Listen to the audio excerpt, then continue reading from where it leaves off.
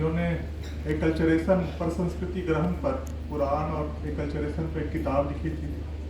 दूसरी मैडम सुकुमारी भट्टाचार्य हैं, जो जादवपुर यूनिवर्सिटी में फिलॉसफी की प्राध्यापिका थी। उन्होंने अथर्ववेद को लेके एक पूरी किताब ही लिखी थी। तीसरी मैडम ए ईस्टमैन हैं, वो विदेशी हैं, लेकिन उन्होंने 20 साल गुजारा उड़ीसा में और वहाँ के लोक देवताओं पे, देवियों पे, खास करके जगन्नाथ कल्ट पर, नरसिंह पर उन्होंने हरमन कुलके और गयाचंद्र त्रिपाठी के साथ काम किया। एक और भारतविद हैं जेडी सोनताइमर, गुजर गए। वो महाराष्ट्र में महोबा और बिठोवा पे काम करने आए और 20 साल रह गए पूना में। तो उन्होंने भी बहुत काम किया वहाँ। उनका एक लेख बहुत प्रसिद्ध है, वन और लोक को लेके, उस पे कई चीजें वहाँ से ली गई हैं। और वाइनरी की बात इसलिए कि पूरा भारतीय इतिहास की जो शुरुआत हुई वो कॉलोनियल पीरियड में हुई। तो छुपी हुई बात नहीं है कि इतिहास की एक व्यवस्थित लेखन का कार्य हमारे यहाँ अंग्रेजों ने शुरुआत की। उसके लिए हम उनके बहुत ही अनुग्रही हैं। लेकिन हर जो औपनिवेशिक ताकतें होती हैं, या उस फेज ही था वो उस ढंग का, वो पूरा काल ही 18वीं 20वीं शताब्दी का ऐसा था कि वो चीज़ों को बहुत नस्लीय नज़र से, पिछली बार भी हमने चर्चा की थी कि बहुत रेशियल दृष्टिकोण से चीज़ों को देखने की कोशिश उन्होंने की। और रिचले वगैरह और जब यहाँ आए और वो जनगणना का कार्य में और सर्वेक्षण के कार्य में या मानव शास्त्री के रूप में काम करना शुरू किया, दिक्कत ये थी यूरोपीय लोगों की कि वो एक श्रेष्ठता बोध से ग्रसित थे। अपना गोरा रंग और वो आर्यन रूट्स की बात करना, वो बहुत अहंकार उनमें पैदा कर रहा था। और वो बाकी सारे थर्ड वर्ल्ड को जिनको उन्होंने जीत लिया था, उसको बहुत हेय दृष्टि से, स्वाभाविक भी है कि शासक थोड़ा सा अपने को ऊंचा देखता है। छोटी सी कुर्सी पर भी कोई बैठ जाता है तो अपने अधीनस्थों को थोड़ा सा अपने से तुच्छ समझने लगता है। तो वो तो हमारे यहाँ 200 साल तक शासन किए। या पूरी दुनिया में कहा जाता है कि अंग्रेजों के वो इतना बड़ा साम्राज्य था कि सूरज ही नहीं ढलता था। अगर यहाँ सूरज ढल रहा है तो जहाँ निकल रहा है वो भी अंग्रेजों का ही राजकाज का इलाका है। तो अहंकार तो बड़ा स्वाभाविक था। और इनलाइटमेंट और रिनेसा उनके यहाँ जो आया, पुनर्जागरण और ज्ञानोदय, तो उसमें भी एक बहुत अहम का भाव उनके मन में।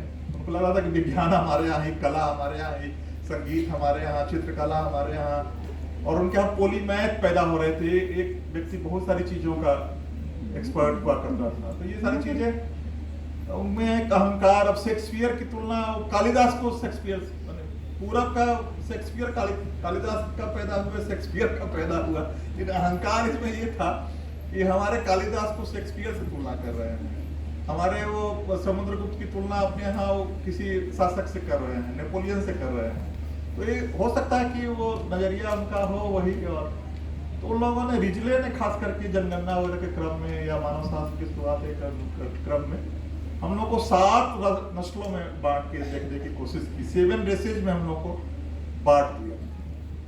और ट्रॉटमैन है, उनकी भी किताब है। वो कहते हैं कि ये जो पूरा भारतीय इतिहास को ये आर्य बनाम द्रविड़ वाले बाइनरी से, ये द्विचर जो है, जो काला बनाम गोरा, राम बनाम रावण और पुरुष बनाम स्त्री, और ये जो बाइनरी है, द्विचर है, इसमें समझाने में बड़ी सुविधा होती है।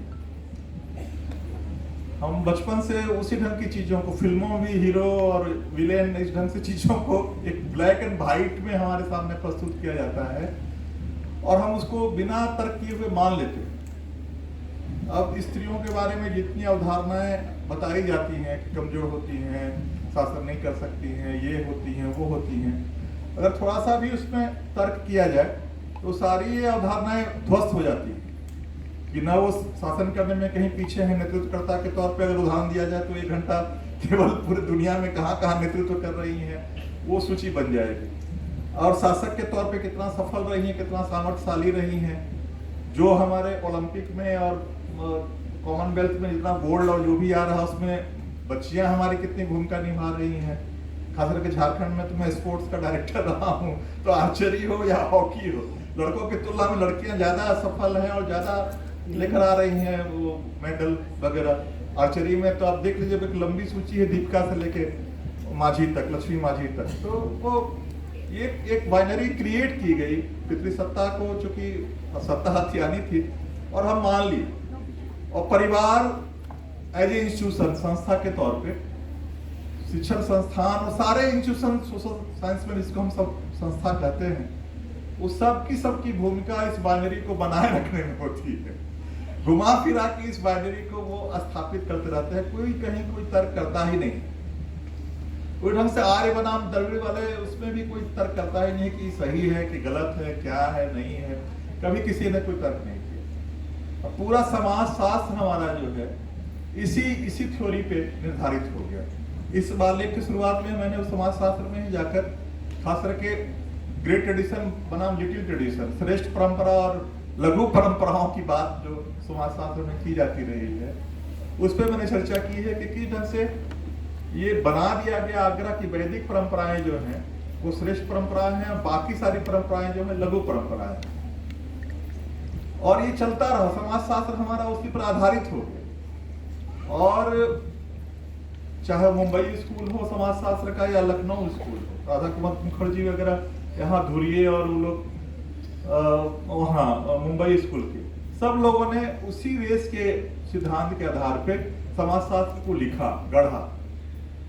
संस्कृतिकरण की पूरी जो थीसिस है उनकी, श्रीनिवासन की, वो बहु वही है कि वो सब ब्राह्मण के एक पवित्र उसमें जा रहे हैं। वो एक रेस की फीलिंग के साथ सारी बातें कही गई। दो विदेशी विद्वान जो आकर यहाँ रहे, उन लोगों ने ये प्रमाणित किया। उन्होंने बड़ा अच्छा एक उदाहरण दिया बच्चों की, वो एक पुस्तकालय कोई अगर बनता है तो उस पुस्तकालय में पत्रिकाएं, छोटी किताबें, पुस्तिकाएं, पंपलेट, सबका बराबर का स्थान होता है। सब मिलके एक पुस्तकालय का निर्माण करते हैं। कोई एक किताब ये कहे कि हम ही पुस्तकालय हैं, तो ये बड़ा बेतुका प्रश्न होगा। उसी ढंग से इस देश की जो संस्कृति है, उसमें पूरे देश नॉर्थ ईस्ट से लेके और दक्षिण भारत से लेके और गोवा से लेके सारी संस्कृतियों ने इस संस्कृति को बनाने में भूमिका निभाई। लेकिन अगर हम कहें कि नहीं फलाना संस्कृति ही इस देश की सांस्कृतिक प्रतिनिधि है, तो वो बात यही होगी कि एक खास किताब को हम कह दें कि यही पुस्तकालय है, इस किताब को यह पुस्तकालय मान लें। लेकिन ये गलती हो रही है और ये गलती लगातार की जाती रही है। ये बड़ा दुर्भाग्यपूर्ण है। तो इस लेख के लिखने का उद्देश्य ये भी था कि हम समझें कि ये जो सुंदर सा देश हमारा है, इसकी जो विविधता है, इसकी जो बहुलता है, सांस्कृतिक सौंदर्य जो इसका है, भाषाओं की और भोजन की, पहनावे की और सारी चीजों की जो विविधता है, वही इसकी सुंदरता है। और सब मिलकर संस्कृति बनते हैं। कोई एक खास संस्कृति को हम भारतीय संस्कृति कहने की भूल अगर करते हैं, तो कहीं ना कहीं उस बाइनरी से और वो आर्य श्रेष्ठता वाली थ्योरी से हम प्रभावित हैं, जो कि खुद ही जब सेकेंड वर्ल्ड वॉर में जब उन्होंने हॉलोकॉस्ट किया, जब उन्होंने पूरे यहूदियों को गैस चैम्बर में बंद करके मार दिया और द्वितीय विश्व युद्ध जब खत्म हो गया, तो उनको ये लगा, हालांकि इतनी बड़ी संख्या में वो हमारे यहाँ भी लोगों को मारे थे। सेकेंड वर्ल्ड वॉर में जब अकाल पड़ा बंगाल में, तो चावल जो जाना चाहिए था बंगाल, वो चर्चिल ने बंगाल नहीं भेज के वो मोर्चा पर भेज दिया था। इसलिए गांधी ने रेल और टेलीग्राम ने बड़ी भूमिका निभाई थी। टेलीग्राम और रेल ने अनाजों को महंगा करने में और उनके वो जमाखोरी करने में और जहां महंगा वहां भेजने में कितने लोग मरे। ये विक्टोरियन हॉलोकॉस्ट जो है, विक्टोरिया के माध्यम से जो नरसंहार हुआ हमारे इस देश में, करोड़ों लोग मरे भूख से सड़क पर, बंगाल की सड़क पर। आप देखिएगा उस समय का पेंटिंग वगैरह, तो आपको लगेगा कैसे लोग जी रहे थे और कैसे कलकत्ता के लोग बर्दाश्त कर रहे थे कि उनके दरवाजे पे लोग भूख से मर रहे हैं, हड्डी हड्डी होके। चित्तो प्रसाद जी की पेंटिंग बड़ी प्रसिद्ध है उस समय की, उस अकाल की। तो हमारे यहाँ हॉलोकॉस्ट से कोई उनको फर्क नहीं पड़ रहा था। हम लोग तो गुलाम लोग थे और गुलामों के मरने हैं जिन्हें से कोई फर्क नहीं पड़ता है। लेकिन जर्मनी में उन्हीं के जैसे गोरे लोग मारे गए नस्ल और धर्म के नाम पे। इसने यूरोप के बौद्धिकों को, उनके कवियों को, उनके चित्रकारों को बहुत शौक किया। इतनी फिल्में, इतनी पेंटिंग, इतनी चीजें लिखी गई हैं इस होलोकॉस्ट को लेके, इतना सॉफ्ट हो गया यूरोप का वो मानस, क्योंकि उनके यहाँ हुआ था, यूरोप में हुआ और अपने ही जैसे लोगों के साथ किया था उन्होंने। तो ये तब उन्होंने रेस की थ्योरी से अपने को पीछे कर लिया। वो फिर कहने लगे कि ये अनसाइंटिफिक थ्योरी, अनसाइंटिफिक तो है ही है, तो ये माना उन्होंने। लेकिन हमारे यहाँ जो वो चीजें बैठ गई हैं वो अभी तक दूर होने का नाम नहीं ले रही, और हम एकल्चरेशन के प्रोसेस से थोड़ा भी परिचित नहीं होना चाह रहे हैं, और इतिहास में आता भी है तो हम उससे बहुत ज्यादा उस पर बात नहीं करना चाहते। तो ये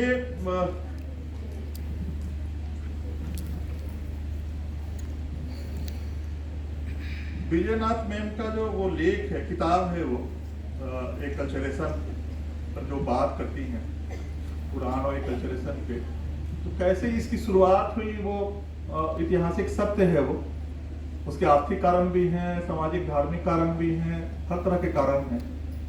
ये जो हालांकि कृष्ण मोहन श्रीमाली आर्य कहने पे या वैदिक संस्कृत के बोलने वालों के कहने पे भी वो आपत्ति जाहिर करते हैं, क्योंकि वो आर्य शब्द रेशियल है, तो सब संधव धर्म की बात करते हैं वो, कि 7 सिंधुओं के इलाके में जो धर्म विकसित हुआ, तो लोग कर्मनाशा के आगे मान रहा था लोग कि ये अनार्य और बराती क्षेत्र है, इधर आना ही नहीं है। एक वो अवधारणा थी कि इधर आइएगा तो मरिएगा तो आपको स्वर्ग की प्राप्ति नहीं होगी, कर्मनाशा की उधर ही आपको रहना है।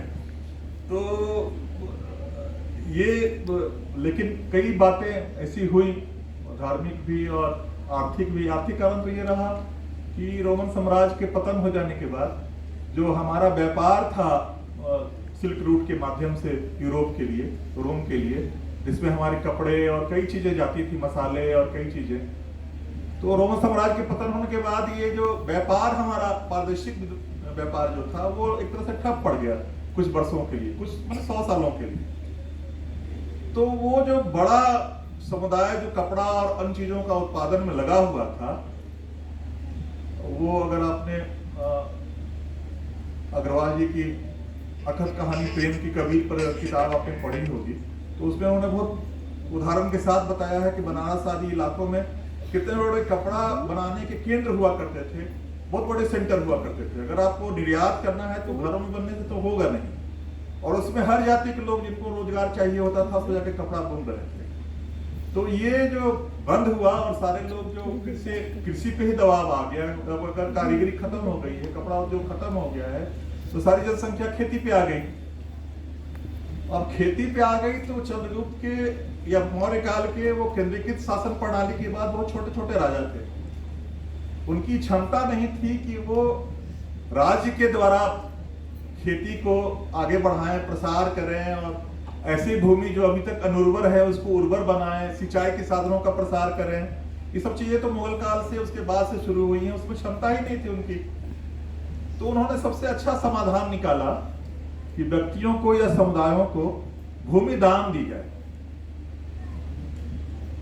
और भूमि दान दिया जाना शुरू हुआ। शुरू में तो कृषक जो समुदाय रहता होगा उन्हीं को भूमि दान दी जाती होगी, और उसके लिए धर्मशास्त्र में संशोधन किया गया कि जो अनुर्वर या अनुपजाऊ जमीन पड़ी हुई है उसको स्वामी जो है वो राजा होता है, डाला गया धर्मशास्त्र की किताबों में।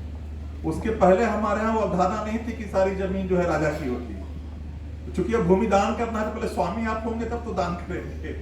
तो ये धर्मशास्त्र में संशोधन किया गया और राजा को भूमि का स्वामी बनाया गया। जो जमीनें दान पर मिलने लगी तो ब्राह्मण समुदायों को भी लगा कि ये तो बहुत अच्छा है, क्योंकि उन्होंने 3 जो अधिकार होते हैं भूमि पे, एक तो ऑनरशिप का कि हम मालिक हो गए, दूसरा उसको उत्तराधिकार हम अपने बच्चों को उस जमीन को दे सकते हैं, तीसरा ट्रांसफर करने का अधिकार कि हम उसको बेच सकते हैं। तो एज ए प्रॉपर्टी लैंड जो है पहली बार हमारे धर्मशास्त्रों में शामिल हुआ, और राजा जब दे रहे थे, लोग इच्छुक नहीं थे लेने के लिए, तो उन्होंने सारी सुविधाएं दी कि नहीं आपका ऑनरशिप होगा, आप इसको बेच सकते हैं या दे सकते हैं किसी को, या फिर आप अपने उत्तराधिकार में अपने बच्चों को दे सकते हैं। तो ये सारे क्या कहा जाए कि सुधार लाए गए कि लोग आकर्षित हों भूमि दान के प्रति, लेने के प्रति। लेकिन बाद में तो ब्राह्मण भी भूमि लेने लगे, और भूमि दान जो दिया जा रहा था वो गंगा यमुना दोआब क्षेत्र में नहीं दिया जा रहा था, वो इसलिए नहीं दिया जा रहा था कि वहां तो पहले से दबाव था, वहां पहले से ही वो कृषि पे ज्यादा लोग आश्रित हो गए थे।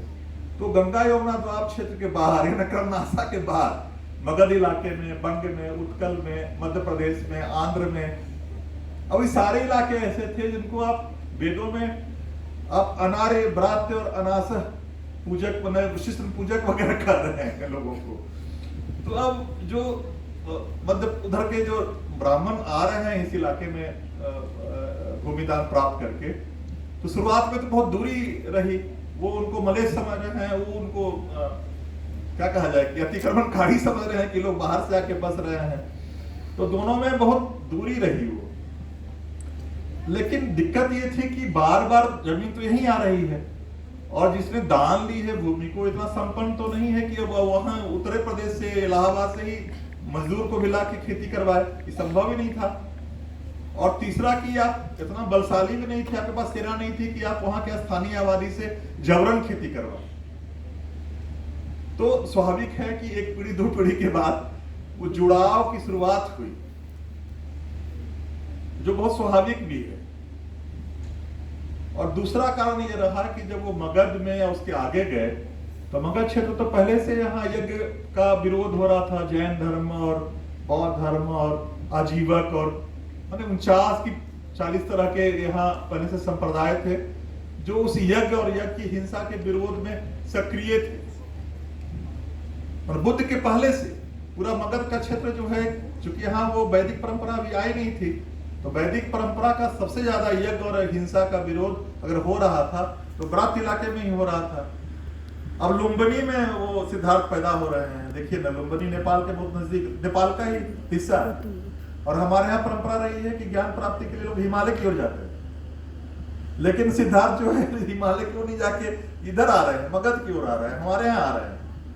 इतखोई में सबसे पहले वो बैठ रहे हैं ध्यान में, इतखोई नाम था उसका, इतखोरी तो बाद में पड़ा। उनकी मौसी जो पीछे पीछे आ रही थी, और जब ध्यान में बैठे हुए थे तो उन्होंने पहली बार समाधि में बैठे थे वहां, तो उन्होंने कहा कि खो गया हमारा जो बच्चा है, इसलिए उसका नाम इतखोई प्रकृति में पड़ा, वहां से हम लोग ने इटखोरी कर लिया उसको। वहां से पैदल जाइएगा तो 4-5 घंटे का रास्ता है बोध गया का, 40-45 किलोमीटर का ही रास्ता है। लेकिन वो उतना महत्वपूर्ण नहीं है, महत्वपूर्ण ये है कि ये मगध का इलाका इतना उद्वेलित था बौद्धिक रूप से, और जो चीजें आ रही थी वर्चस्व की, उसका प्रतिकार इतना तार्किक ढंग से कर रहा था लोग कि उस सिद्धार्थ को आकर्षित किया होगा इलाका। तो वो जब वैदिक ब्राह्मण जब इस इलाके में आए तो इन चीजों से परिचित थे वो, तो पहले से मानस बना के आए थे कि हमको वो जो कठोरता है हमारी, उसको थोड़ा सा तो हमको नम्य करना होगा, तभी इस इलाके में हम सामंजस्य कर सकते हैं। और महायान बौद्ध नागार्जुन के साथ तो साउथ में पहुंच गया था। नागार्जुन नालंदा विश्वविद्यालय के आचार्य थे, कुलपति थे, उन्होंने यहाँ छोड़कर जाकर वहां नागार्जुन कोंडा आंध्र प्रदेश में वहां जाकर विश्वविद्यालय की स्थापना की थी। और महायान यहाँ से विकसित होकर पूरा दक्षिण में फैल गया था, जैन धर्म दक्षिण में फैल गया था। तो जहां वो जा रहे थे वहां वैदिक ब्राह्मण वहां पहले से बौद्ध और जैन आजीवक वगैरह वगैरह सब वहां पहुंचे हुए थे जो उनके प्रबल विरोधी थे। तो स्वाभाविक था कि अपने को उनको थोड़ा सा बदलना था, ये मानस बना कर आए थे।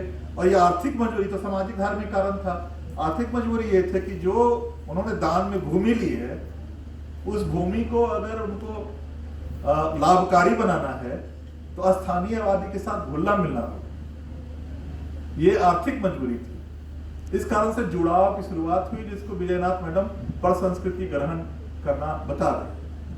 तो उन्होंने जो यहाँ के चीजों को देखा, यहाँ की कस्टम्स को देखा, यहाँ की पूजा पद्धति को देखा, तो धीरे धीरे उसको स्वीकार करते चले गए। ये बड़ा महत्वपूर्ण है कि आप देखिए ऋग्वेद या यजुर्वेद या सामवेद, त्रयी की ही चर्चा होती है, मुख्य रूप से मूल रूप से त्रयी है। और साम तो जो ऋग्वेद में और यजुर्वेद में जो गाने योग्य जो ऋचाएं हैं उसको एक जगह संग्रहित कर दिया गया है सामवेद में, जिसको हम रागों के आधार पे गा सकते थे या गाते थे लोग उस समय। तो ये सामवेद दोनों के ही ऋचाओं का संग्रह है, अलग स्वतंत्र चीज वो है नहीं। तो वो त्रयी के जो ज्ञाता वैदिक ब्राह्मण थे वो अपने को बदलने लगे, कई पीढ़ियों के बाद बदलाव आया होगा। और सबसे बड़ा बदलाव ये आया कि आप देखिएगा कि वेदों में स्त्रियां नहीं है। उषा अगर आती भी है ऋग्वेद में तो इंद्र से उनका युद्ध हो रहा है। तो कोई वहां इंद्र है, अग्नि है, वरुण है, पूषण है, ऐसे सारे पुरुष देवता हैं। क्योंकि वो अश्वसवार युद्ध प्रेमी वो लोग थे, तो पितृसत्ता वहां हावी थी। तो देवी देवता माने देवता भी उनके यहाँ वो पितृसत्ता वाले ही थे, इंद्र और अग्नि और वरुण लोग थे। यहाँ वो ये बहुत स्वाभाविक है पूरी दुनिया में कि जहाँ हम शिकार वाली सभ्यता को छोड़कर आते हैं पशुपालन वाली परंपरा से कृषि परंपरा में, तो जहां भी गांव आपका कोई भी गांव हो तो वहां कोई ना कोई ग्राम देवी पूजित होती है। कोई देवी पिंडा आपके यहाँ हर गांव में ही, वो आदिवासी गांव हो गैर आदिवासी गांव हो, कोई ना कोई देवी पिंडा, देवी स्थान या देवी स्थान होता है। और इसलिए होता है कि वो एक दाना डालने पे इतना कैसे दाना निकलता है धान का, ये बड़ा रहस्यमयी चीज था उस समय के कृषकों के लिए। 7000 साल पहले अगर कृषि के इतिहास को देखिएगा तो मुंडा लोगों ने सबसे पहले धान की खेती, वाइल्ड राइस, पूर्वी इलाके में महिलाओं को जब कलेक्शन करने जाती थी तो जंगली चावल का पौधा सबसे पहले मिला था, वाइल्ड राइस मिला था मैं 7000 साल पहले पूर्वी भारत में।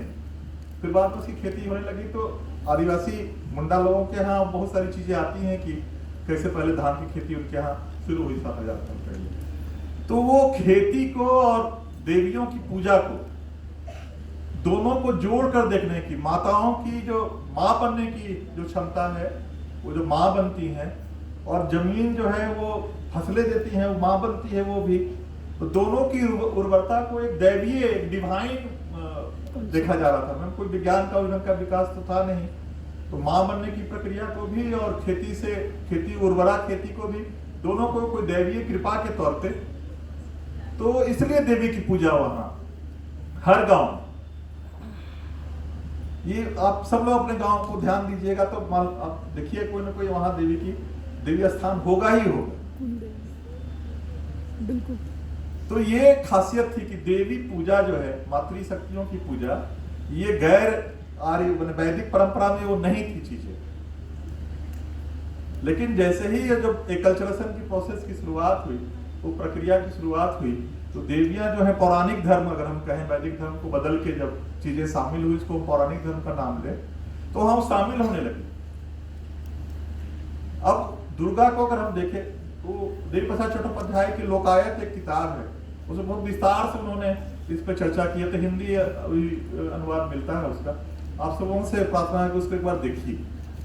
अब दुर्गा पूजा में कब वो शेर की सवारी और महिषासुर वगैरह वगैरह आ गए, लेकिन शुरुआत में जो अभी भी जो अनुष्ठान है देवी वो दुर्गा पूजा का देखिएगा, तो एक घड़े में पानी भर के उस पे वो मट्टी का ही रखा जाता है, उस पे फिर धान रखा जाता है, फिर धान के बालियां उस पे रखी जाती हैं और मूलतः पूजा उसी की होती है। तो ये जो घड़ा और वो पानी जो है, हम सब लोग परिचित है कि ये हमारी माँ के गर्भ का प्रतीक है।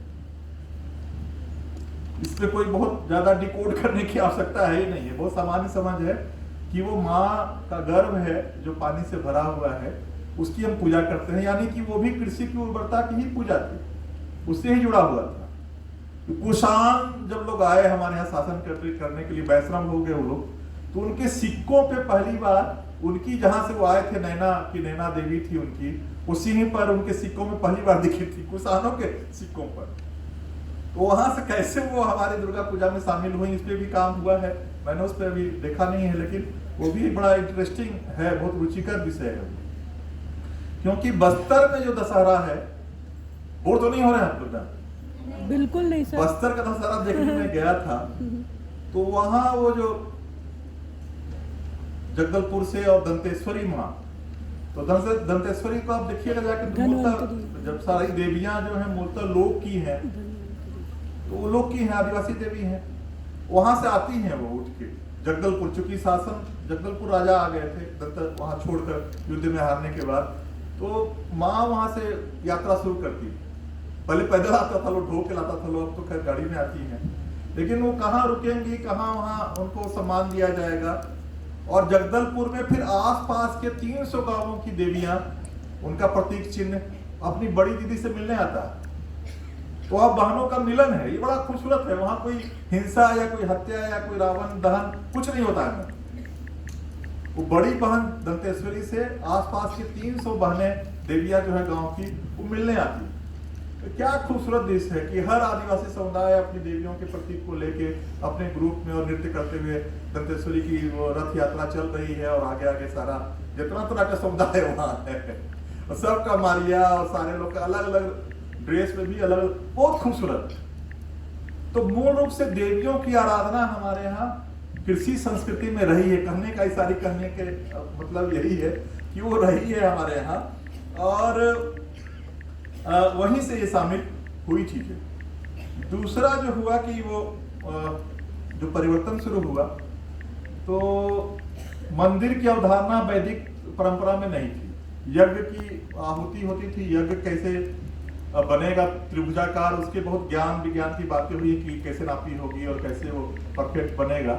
लेकिन मड़ई और मंदिर नाम की कोई चीज नहीं हुआ करती थी। ये चीजें यहाँ आके जब वो आए व्रती इलाके में, तो मड़ई से भेंट हुई। गुफा में नरसिंह की जो पूजा पहले हो रही थी, वो गुफा के नरसिंह थे। तो ये सारी चीजें यहाँ शुरू हुई। और वो देखिएगा कि विष्णु के अवतार को जोड़िए अगर टोटम से, आदिवासियों के टोटम से, तो आपको बहुत मिलता जुलता दिखाई पड़ेगा। मत्स्य टोटम है, मछली वहां भी, यहाँ भी आपको अवतार के रूप में दिखाई पड़ेंगे। पूर्व कच्छप जो है वो बहुत लोग का टाइटल होगा यहाँ हमारे बच्चों का, कच्छप। तो कच्छप में विष्णु के अवतार के तौर पे। फिर वो बराह, हाँ बराह और नरसिंह की पूजा उड़ीसा से लेकर आंध्र प्रदेश में बहुत पहले से 109 मंदिर हैं वो नरसिंह के पश्चिम और दक्षिण उड़ीसा में, और 169 मंदिर हैं आंध्र प्रदेश में नरसिंह के। तो नरसिंह और बराह जो है बहुत पहले से लोकप्रिय थे वहां। तो ये विष्णु के अवतारों को अगर देखेंगे तो सारे वो आदिवासी जो टोटम है उसमें उनकी वो उत्पत्ति हो रही है। और इस ढंग से ये एकल्चरेशन का प्रोसेस जो है उनके यहाँ पहले से जो पूजित है उनको हम विष्णु के अवतार के तौर पे शामिल कर रहे हैं। पौराणिक धर्म में आ रहे हैं वहां से। तो ये बड़ी महत्वपूर्ण है, जिसपे बात नहीं की जाती है। बात तो यहाँ अलगाव की जो इतनी ज्यादा की जाने लगी है कि कितना हम लोग अलग हैं एक दूसरे से। पूरी मतलब कि माहौल में, परिवेश में, चर्चा में, बातचीत में राजनीति इतनी हावी हो गई है, उसमें भी बोर्ड की राजनीति इतनी हावी हो गई है कि हमारी पहचान की, हम कितना आपसे अलग हैं, यही हमारी सारी बातचीत का और हमारे अध्ययन का केंद्र हो गया है। तो ये लेख की जरूरत ये थी कि हम कैसे एक दूसरे से जुड़े हुए, भारतीय संस्कृति ने कैसे अपने को विकसित किया है, उसके लिए इसको समझने की बड़ी आवश्यकता थी। तो ये जो शुरू हुआ, और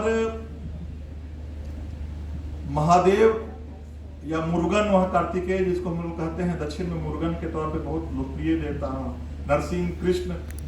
अब गोवर्धन पूजा हम लोग के यहाँ दिवाली के एक दिन के बाद एक प्रतीक के तौर पे मनाई जाती है, लेकिन एक्चुअली कृष्ण की पूजा सदियों तक गोवर्धन एक माउंटेन स्पिरिट के तौर पे ही होती रही थी, एक पर्वत देवता के तौर पे। जैसे यहाँ संताल लोग या मुंडा लोग भी मरांग गुरु की पूजा करता है लोग, तो वैसे ही गोवर्धन एक मरांग गुरु थे। कृष्ण की पूजा, उस पर पूरी किताब लिखी है लोगों ने। अभी हाल फिलहाल की किताब है वो भी, वो हमको लग रहा है कि 2000 ईस्वी में एक शोध वहीं से यूरोप से आके किया उन्होंने, और कि कैसे गोवर्धन पूजा मूलतः वही पूजा थी, और कृष्ण जो है वही माउंटेन स्पिरिट के तौर पे ही पूजे जाते थे। बाद में वो जब भक्ति काल आया और सगुन की अभिकल्पना आई, तो वो कृष्ण के तौर पे शामिल हुए वैदिक ये वैष्णव परंपरा। तो ये परंपराएं कैसे कैसे वहां से लेकर आई हैं, उस पर बातचीत हो रही है ये। और बलराम को अगर आप हल के साथ देख रहे हैं, हल बिना हल के आप बलराम की कल्पना नहीं कर सकते, तो स्वाभाविक है कि वो कृषक समाज के देवता रहे होंगे। जब हल का आविष्कार हुआ होगा तो उस समय बड़ी अत्याधुनिक गजट के तौर पे हल को देखा। जैसे आजकल हम लोग बहुत महंगे मोबाइल को या और भी गैजेट को दिखाने की कोशिश करते हैं, उसी ढंग से बलराम जो है बार बार वो हल को ही लेके, मतलब शुरू में जो छिड़क के खेती होती होगी या छेद करके खेती होती है, जो हमारे यहाँ आज भी गोड़ा धान हम लोग छिड़क के करते हैं, तो उसी आदिम खेती का प्रतीक है वो। हल तो बहुत बाद में आया होगा, और हल जिसने आविष्कार किया होगा वो बलराम रहे होंगे, तो बलराम कृषक देवता के तौर पे थे, लेकिन हमारे यहाँ वैष्णव परंपरा में वो शामिल हुए और आभीर समुदाय पूजा करता था गोवर्धन की। अब दिक्कत है कि कुछ परिवर्तन भी शिव हैं, गणेश हैं, कार्तिकेय हैं, तो इनके ना वेशभूषा में कोई परिवर्तन लाया गया और ना कोई पूजा पद्धति में कोई परिवर्तन लाया गया। महादेव की जो गोंड, जो सबसे बड़े, तीसरा सबसे बड़ा हमारा जनजातीय समुदाय जो गोंड है, तो उनके यहाँ शिव जो है पहले से है महादेव के तौर पे, परसापेन के तौर पे, बड़ा देव के तौर पे, कई नामों से महादेव की पूजा उनके यहाँ होती है। तो लेकिन जिस ढंग से होती थी और जो वेशभूषा है उसमें परिवर्तन की भी कोशिश नहीं की। मुरुगन के भी, गणेश के भी, गणेश ढंग से पूजित थे उसी ढंग से पूजित होते रहे, कोई बदलाव नहीं किया लोग। अगर कहा जाता है कि सुमिता जायसवाल ने कहा कि ये वैष्णव धर्म की किताब है कि कैसे इनका एसिमुलेशन, आत्मसातीकरण कर लिया गया। लेकिन आत्मसातीकरण कर लिया जाता, इसको काटती हैं ये विजयनाथ मैडम, तो फिर हम शिव को ही बदल देते, गणेश को ही बदल देते, मुरुगन को ही बदलते, लेकिन नहीं बदला गया। बलराम को शराब प्रेम है, शराब से तो शराब चढ़ता है। काली को मांस और शराब से प्रेम है, तो काली को आज भी मांस वो बलि दी जाती है। तो पूजा की जो मूल पद्धति थी उसमें ही बदलाव। दत्तात्रेय विष्णु के अवतार माने जाते हैं, तो उनकी पूजा में वो मांस और मदिरा और सुगंधी आज भी चढ़ती है, तो हूबहू आप लेकर आ रहे, उसमें परिवर्तन भी नहीं की। हनुमान की जो परंपरा, हिडिंबा पूजी जाती है उत्तराखंड में, हिडिंबा, तो उस माध्यम से वो शामिल हो गई इस पौराणिक परंपरा में। तो ये न उनकी वेशभूषा बदली गई, न उनकी पूजा पद्धति बदली गई, कुछ भी बदलने की कोशिश नहीं की गई, लेकिन पौराणिक परंपरा में उन्हें शामिल किया गया। शिव की जो लिंग पूजा है वो तो सदियों से, हजारों सालों से आदिवासियों और गैर आर्यों के बीच में प्रचलित रही थी, उसकी बड़ी शिकायत है, लेकिन है आज भी हम शिवलिंग की पूजा बहुत उसी परंपरा के कारण करते हैं, कोई बदलाव भी नहीं लाया। ठीक है कि हमको नहीं मालूम कि कहाँ से वो परंपरा आई है। और ये जो है और शाक्त धर्म में तो बलि चलती ही है। वहाँ माना जाता है कि मिथिला में ब्राह्मण अगर मांसाहार कर रहे हैं या बंगाल के ब्राह्मण अगर मांसाहार कर रहे हैं तो शाक्त परंपरा में शामिल होने के कारण ही कर रहे हैं। और कई जगह जो है जो पुराने पुजारी थे उनके, जो आदिवासी परंपरा के भोपा या पाहन या पुजार या जो भी कहें उनको भी शामिल कर लिया गया। एक ठीक है, निम्न कुलीय ब्राह्मण के तौर पे ही, एक पुजारी के तौर पे उनको मान्यता दी गई। जैसे और वो रंगा स्वामी का मंदिर है, वहाँ उनकी रथ यात्रा निकलती है कर्नाटक में, तो सोलिगा ट्राइबल कम्युनिटी है, उसकी जिम्मेदारी होती है कि उस रथ यात्रा की जिम्मेदारी संभाले। श्री सेलम भी कर्नाटक में है, वहाँ शिव मंदिर है, तो वहाँ चेंचू जनजाति के लोग जो हैं वो पुजारी के तौर पे वहाँ होते हैं और दामाद माने जाते हैं। वो वहाँ के शिव जो है वो चेंचू राजकुमारी से उन्होंने कैसे शादी की थी, पूरा उम्मीद तक है उसकी। तो उसी ढंग से उड़ीसा का सल्ला देवी मंदिर में राउत, अब तो राउत ट्राइबल नहीं रहे, लेकिन राउत ही पुजारी के तौर पे होते हैं।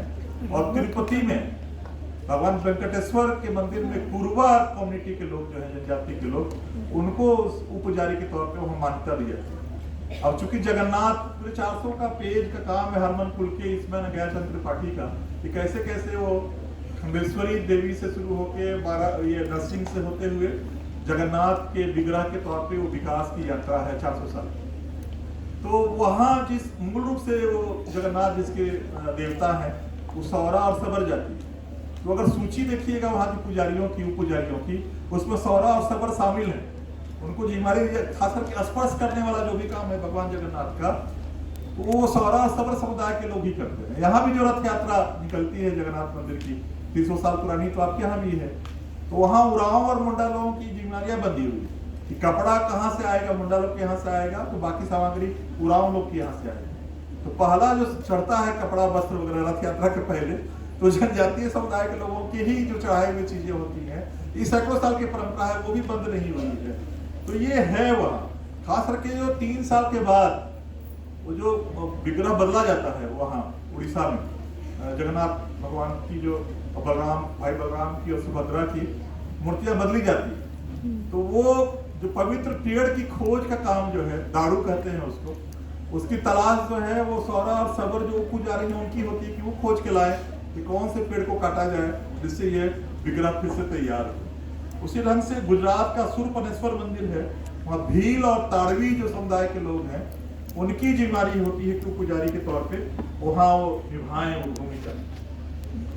और ना करो तो करो। जो मैंने कहा कि मुंडा, पाहन, भोपा वगैरह वो लोग पुजारी के तौर पे स्वीकार कर लिए गए या निम्न कुलीय ब्राह्मण के तौर पे स्वीकार कर लिए गए। ये एकल्चरेशन के प्रोसेस में चलता रहा।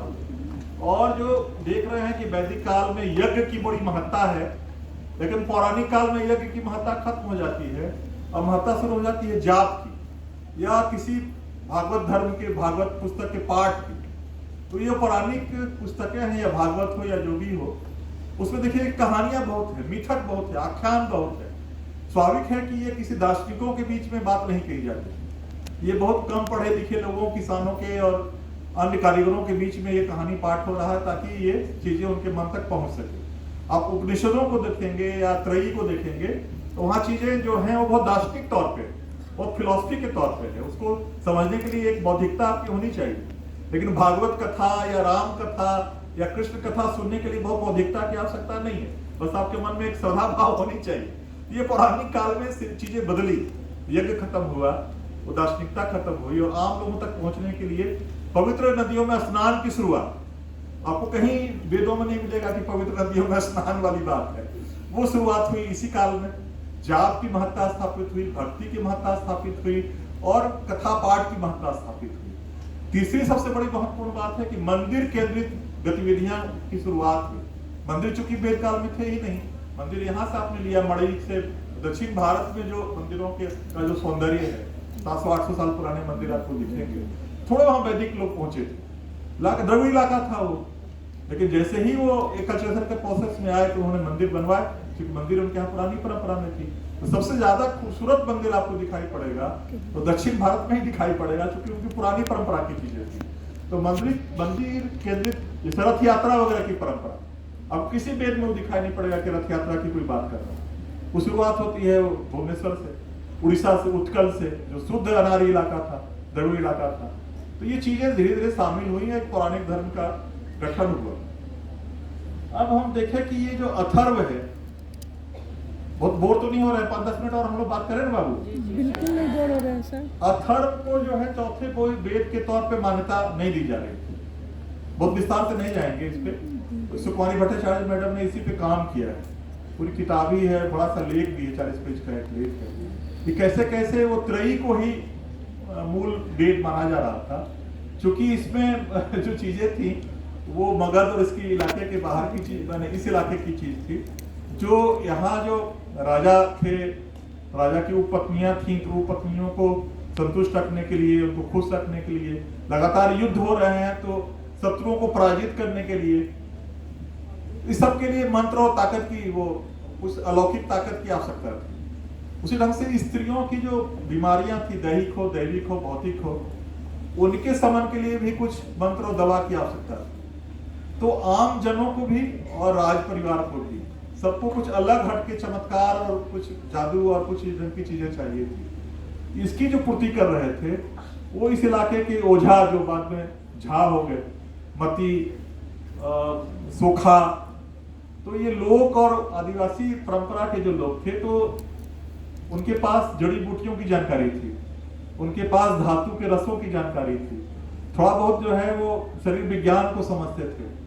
तो उनके जो ये जड़ी बूटियां, ताबीज और धातु वगैरह से जो चिकित्सा जो हो रही थी, उस कारण से उनको राज परिवार में भी और आम समाज में बड़ी सम्मान की प्राप्ति हो रही थी। तो उसे स्वाभाविक एक दान दक्षिणा भी बहुत मिल रहा था उनको। तो ये चीजें जो वैदिक ब्राह्मण परंपरा के ब्राह्मण थे, उनको वो खल रही थी कि दान दक्षिणा ये जो अनारी लोग हैं, पुरोहित जो हैं, इनको क्यों मिल रही है। इनको अंगिरस, भृगु कहा जाता था, वो होत्री और क्या क्या कहलाते थे, वो सब इसमें जिक्र है। तो उन्होंने क्या किया कि ऋग्वेद के 10वें अध्याय में छेपक डाला और वहां भी इधर की चीजें चिकित्सा करने के लिए और इधर की चीजें शुरू हो गई। तो ये दो लोग जो है, एक तो गैर वैदिक ये जो लोक और आदिवासी जो पुरोहित थे, और उनके बीच में टकराहट शुरू हुई। तो इन लोगों ने किया कि जो हमारे जो पूजा पद्धति होगी उसमें आप पर्यवेक्षी भूमिका में आ जाइए, उनको स्वीकार कर लीजिए कि आप त्रयी के ज्ञाता हैं, आप सीनियर पोस्ट पे रहिए और हम लोग सारा श्रम वाला काम हम लोग करेंगे, आप केवल पर्यवेक्षी भूमिका में रहें। और लेकिन वो उन्होंने कहा कि नहीं, दक्षिणा का आधा हिस्सा हम लेंगे। सुपारी भट्टाचार्य तो जाता उदाहरण के साथ देती है, मान गया ये लोग, उनको आधा हिस्सा दक्षिणा का मिलने लगा। तो ये परंपरा जब चली, जब दोनों लोग बैठने लगे साथ साथ, तो 100 साल के बाद ईसा पूर्व 600 ईस्वी में उन्होंने अथर्व को भी वेद के तौर पे स्वीकार कर लिया। लेकिन संहिता क्रम के क्रम में उन्होंने क्या किया, जब इसका कोडिफिकेशन कर रहे थे तो उन्होंने ऋग्वेद के भी 10वें अध्याय को लाके इसमें डाल दिया। सुपारी भट्टाचार्य देखती हैं कि बहुत सारे इसके जो श्लोक और ऋचाएं हैं वो मेल नहीं खाती है प्रारंभिक श्लोक और ऋचाओं से। कुछ की तो बहुत काव्यात्मक शक्ति बहुत अच्छी है, बहुत काव्यात्मक है, कुछ में बहुत खराब है। तो ये जो आर्थिक जब मिलन हुआ तो उन्होंने इसको स्वीकार कर लिया। और अंगिरस तो अंगिरा ऋषि जो है अग्नि और धातु की खोज की थी, उसका बहुवचन है अंगिरस। और अगरिया जो है असुर के जो एक उपजाति है वो अंगिरस का ही अपभ्रंश है। अंगिरस जो है और भृगु है और अथर्वन करके एक, तो ये बिजले और इनके उसमें आता है सर्वे रिपोर्ट में कि अथर्वन एक निम्न कोटीय ब्राह्मण मगध क्षेत्र के हुआ करते थे। ये 3 लोग जो है अथर्व के पुरोहित थे, यानी कि अथर्व के जो मूल श्लोक है, ऋचाएं हैं, जो जड़ी बूटियों से चिकित्सा प्रणालियों से जुड़ी हुई है, मूलतः वो आदिवासी मूल की है और वहां शामिल हुई। ये कल्चरल का ठीक है, लिखा नहीं गया, इसको छुपाया गया, लेकिन सच्चाई है कि आप पूछिए कि अथर्व आया कहां से, तो लोक से आया है, इसका उल्लेख करते हैं लोग। लोक में कहां से आया है वो डिटेलिंग में नहीं जाते हैं, लेकिन सुपारी भट्टाचार्य ने इस काम को पूरा किया है। तो ये है वो अथर्व की आदिवासी परंपरा से वैदिक परंपरा में जुड़ाव का। सोनथामर जो है, जेडी सोनथामर ने जो काम किया था, इसके बाद हम अपनी बात खत्म करेंगे। तो उन्होंने वहाँ कैसे अधिकांश जो हमारी धार्मिक परंपराएं हैं उसका उद्भव कैसे वन में होता है और वन से कैसे वो जाता है वहां तक, क्षेत्र तक। क्षेत्र की बात करते हैं, वो गांव और शहर की बात नहीं करते, वन बनाम क्षेत्र की बात करते हैं। उनका एक बहुत प्रसिद्ध लेख है जिस पर बाद में हरमन पुलकेसर ने भी उस पर लिखा। तो वो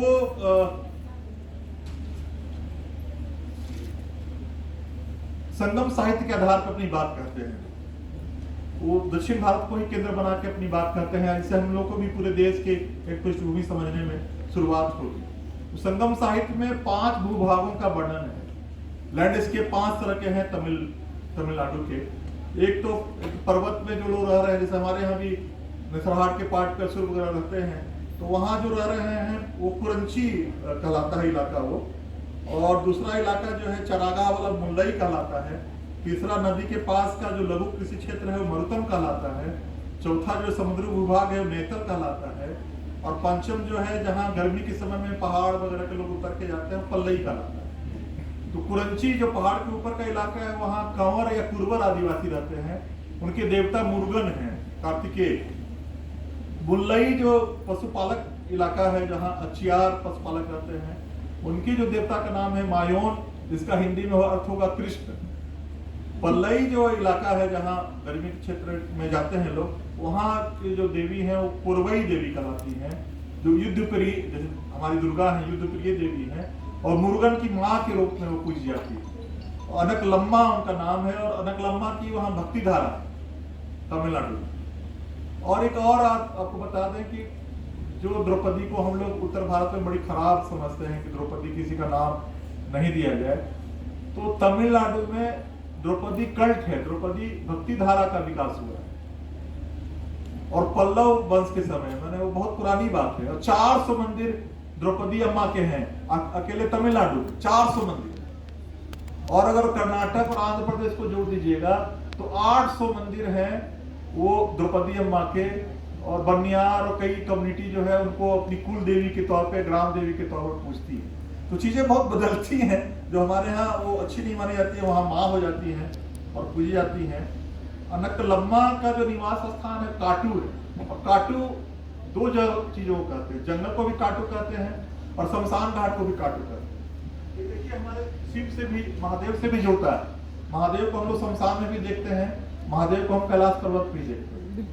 तो इसकी व्याख्या करते हैं सोनथाइमर कि एक्चुअली है क्या कि जब वो कुरवा खेती होती थी, जंगलों को जला के झाड़ियों को, और फिर हम लोग खेती करते थे छिड़क के, फिर फसल काट लेते थे, फिर आगे बढ़ जाते थे ताकि वहां से फिर से वो हरियाली निकल सके, हरियाली को क्षति नहीं हो। तो इसको बर्ड एंड शिफ्ट कल्टीवेशन करते थे, जिसको 1952 में बैन कर दिया गया। अंग्रेजों ने जब वन पर पूरा अधिकार कर लिया तो उसको बैन किया था। लेकिन ये बर्ड एंड कल्टीवेशन जो है कि जलाइएगा तभी नया जन्म होगा। शमशान की थ्योरी भी वही है, पहले वो जलेगा, मट्टी बनेगा, तब उसका पुनर्जन्म होगा। तो शमशान को और वन को एक मानने की हमारे यहाँ दार्शनिक परंपरा रही कि जलने के बाद ही पुनर्जीवन की प्राप्ति होगी। इसलिए महादेव को भी शमशान के भी देवता हैं वो, और कैलाश पर्वत के भी देवता है। उसी ढंग से अनकलम्मा भी जो है वो दोनों जगह है, वन और शमशान दोनों जगह। ये बड़ा मिलता जुलता है वर्णन सलस जो कुरवा खेती से। तो ये है, वो कहते हैं कि सोनथाइमर की ये जो मत्स्य है या कुर्म है या बराह है, नरसिंह है, ये वन क्षेत्र के लोग हैं। जैसे ही परशुराम और रामकृष्ण आते हैं तो क्षेत्र की ओर ये जो प्रसार है संस्कृति का वन से क्षेत्र की ओर के लिए, इसका ये प्रतीक बनते हैं। परशुराम और राम और कृष्ण जो है वो एक क्षेत्र के देवता हैं। विष्णु का अवतार राम और कृष्ण में, खास करके राम में, वो वहाँ की विधि व्यवस्था बनाए रखने के लिए, जब वहाँ खराब होगी विधि व्यवस्था तब उनका जन्म होगा राम में या कृष्ण के तौर पे। जबकि शिव के साथ वो बात नहीं है, शिव सदा से आपके बीच में है।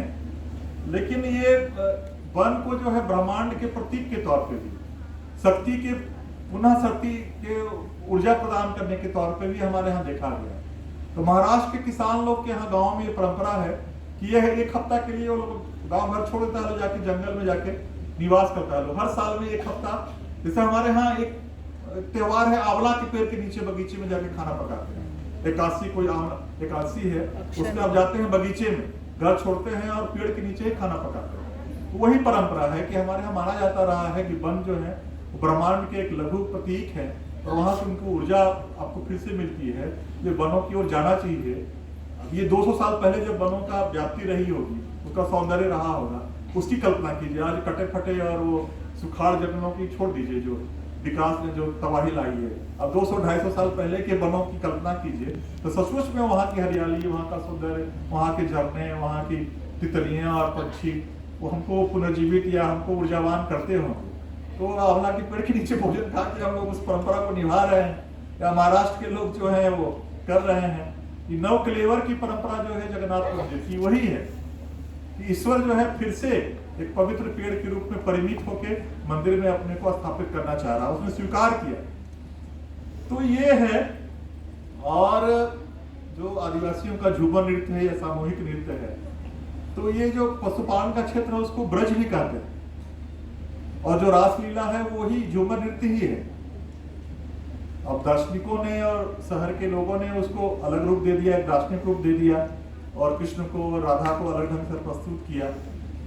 ये एक और बड़ी खूबसूरत बात कहते हैं सोनथाइमर कि जितने ये वन के देवता हैं, चाहे मुर्गन हो या खंडोबा हो या मल्लार, महादेव के अवतार के तौर पे हम माने जाते हैं। तो ये इनकी पहली पत्नी जो है वो आदिवासी समुदाय से है, और दूसरी पत्नी जो है वो अन्य शहरी समुदाय या क्षेत्र के समुदाय से है। जैसे मुर्गन की जो पहली पत्नी है बल्ली, आप पुष्पा देखी होंगे तो श्री बल्ली नाम है नायिका का, तो श्री बल्ली वही मुर्गन कार्तिकेय की पत्नी है, जिसकी जानकारी साउथ के लोगों को ज्यादा लोकप्रिय होंगी, हम लोग बाद में जाने। लेकिन श्री बल्ली जो है वो कुरवर समुदाय या कुरवा समुदाय की आदिवासी कन्या थी, जो मुर्गन की पहली पत्नी के तौर पे मानी जाती है। दूसरी पत्नी उनकी देवसेना है। अब देवसेना के नाम से ही स्पष्ट है कि वो कहीं और से होंगी। खंडोबा की जो पहली पत्नी है वो बाना है, जनजाति गेला समुदाय की है। दूसरा जो है महालासा देवी है। महालासा देवी लिंगायत समुदाय की है, और लिंगायत समुदाय में अलग से भी पूजित होती है। मल्लार जो महादेव हैं, उनकी जो आदिवासी पत्नी है वो कुरवा भेड़ पालक समुदाय की है, और दूसरी पत्नी है वो प्रजापति ब्रह्मा की पुत्री है। श्रीशैलम के शिव ने तो चेंचू राजकुमारी से शादी की थी, चेंचू। तो ये दो पत्नियां का होना, एक वन क्षेत्र की पत्नी और एक क्षेत्र की इलाके की पत्नी, तो ये जो संस्कृति का प्रसार हो रहा है वन से क्षेत्र की ओर, उसको भी ये साबित कर रहा है। तो ये है। मुख्य रूप से कि कैसे सारे जो धार्मिक परंपराएं हैं कैसे वहां से निकल के आई हैं, और अब पूरी व्यापक तौर पे या एक कल्चरेशन के प्रोसेस में भारतीय संस्कृति को गढ़ने में कोई अलगाव वाली मामला है ही नहीं, ये जुड़ाव वाला मामला है, इसको समझने की आवश्यकता है। दूसरा सबसे महत्वपूर्ण बात यह है कि ब्राह्मणों ने केवल भूमि दान लेके और सिखाया नहीं कृषि हल वाली खेती और प्रगतिशील खेती के बारे में, बल्कि जो शासक थे इस इलाके में उनको भूमि दान प्राप्त करके उनको भी क्षत्रिय में शामिल किया। तो मैंने अंग्रेजों के आने के बाद तक लगातार जहां जहां कोई शासक हो गया, वो कृषक वर्ग से आ रहा है कि जनजातीय वर्ग से आ रहा है, उससे फर्क नहीं पड़ रहा है, अगर वो दान दक्षिणा देने में सक्षम है, उनको सम्मान दे रहा है, तो कोई ना कोई वो उनका वंशावली ऐसी बनाई गई, कुछ कथाएं ऐसी गढ़ी गई कि उनको जोड़ा गया किसी न किसी नागवंश से या किसी सूर्य वंश से। ये लगातार चलता रहा। बजाते इस राजपूत मीट पे बहुत लोगों ने काम किया, सुजीत सिन्हा ने, शिवराज जायसवाल ने, हरमन पुलके ने, कई लोगों ने इस पे काम किया है कैसे हमारे यहाँ ये परंपरा बढ़ी। तो विष्णु के जो 2 अवतार हैं, एक परशुराम का जो क्षत्रियों को रोक रहे हैं, उसको ढंग से नहीं देखा जाए, तो ये जो लगातार कोई भी शासक अपने को क्षत्रिय ब्राह्मणों का बना रहा है, तो उसको रोकने के प्रतिरोध के रूप में उसको देखा जाए। दूसरा जो वामन अवतार है विष्णु का, जिसमें 3 डेग में पूरा ब्रह्मांड नाप ले रहे हैं, तो ब्राह्मणों की जो लालच बढ़ गई थी भूमि दान लेने की, बिना भूमि दान के कुछ काम ही नहीं करेंगे, इस लालच को दिखाने के लिए कि भाई आप तो पूरा ब्रह्मांड नाप ले रहे हैं, तो ये उस लालच को पर व्यंग करने के लिए 52 अवतार की कल्पना की गई। तो और कई 9 ब्राह्मण विजयनाथ मैडम स्कंद पुराण के आधार पे कि परशुराम को जब श्राद्ध कर्म की आवश्यकता पड़ी तो 60 चिताओं की राख लेकर उन्होंने चित्पावन ब्राह्मण की रचना की। चित्पावन ब्राह्मण 60 चिताओं की राख लेके परशुराम ने उसको बनाया। ऊंट की हड्डी से करहदा ब्राह्मण, और बंबई गजेटियर में ये लिखा गया है कि भगवान श्री राम जब लंका से लौट रहे थे तो पूजा और बलि के लिए 18,000 जनजातीय समुदाय के लोगों को उन्होंने ब्राह्मण घोषित कर दिया। तो ये चीजें हैं, आधार तो सारी बदल गई।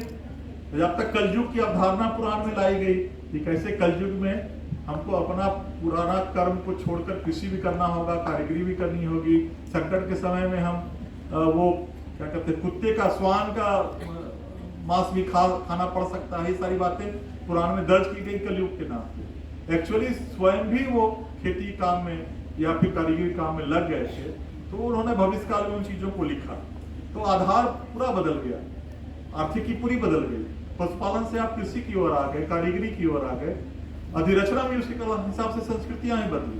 अब यज्ञ से मंदिर में आ गए, अब देवियों के साथ किया क्या है लोगों ने पुराण में कि वो सारी देवियों को प्रतीक बना के महादेव की पत्नी के तौर पे, क्योंकि पितृसत्ता वाला मामला है तो स्वतंत्र देवियां तो उनको पसंद नहीं आ रही थी, तो सबको पार्वती के तौर पे उनकी पत्नी बना दिया।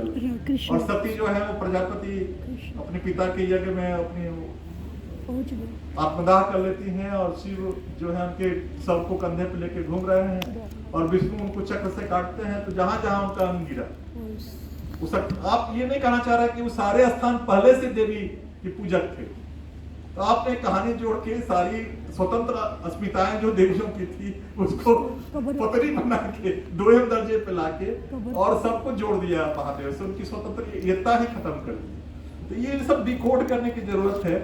अब जो किसी भी समुदाय से आके आदिवासी ही शासक हो गए, नागवंशी और वगैरह वगैरह, चाहे वहाँ के हों गोंड लोग हों शासक के तौर पे, लेकिन जो चूंकि ब्राह्मणों के ही घोषणा करने के कारण वो क्षत्रित्व की प्राप्ति कर रहे हैं, तो ब्राह्मण को अगर नियंत्रित करेंगे या उनके वर्चस्व को कम करेंगे तो फिर उनकी समाज में प्रतिष्ठा ही कल के दिन कहा देगा कि क्षत्रिय नहीं है, तो उनको क्षत्रिय अपने को घोषित करना था या अपने को ऊपर ले जाना था।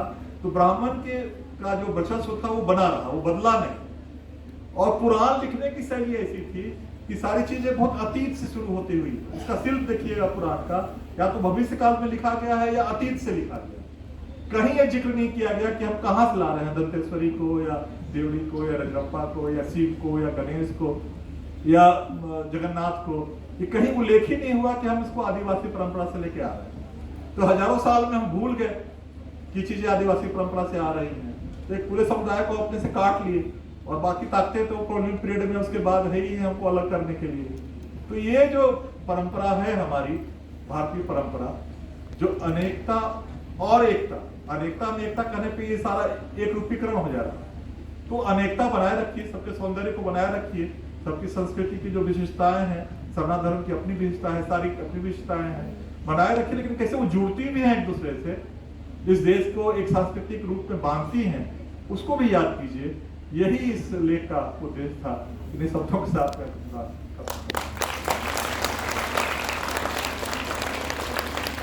एक सांस में हम लोग सुन रहे हैं। बहुत अच्छा